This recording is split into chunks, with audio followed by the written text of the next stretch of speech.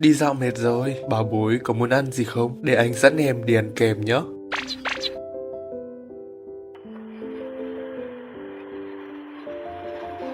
Em lựa chọn kem đi. Đây à? Ai à? Giữa bao nhiêu loại kem em lại chọn kem trà xanh à? Đúng là một sự ngọt ngào đấy. Anh còn chọn vị gì nữa không?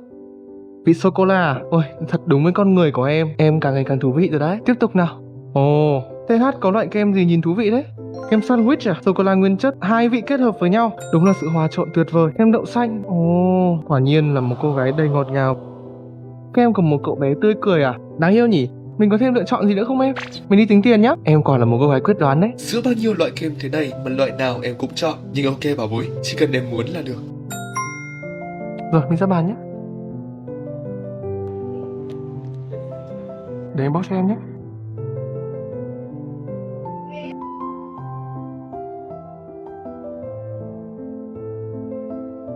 Cô gái này thật là thú vị.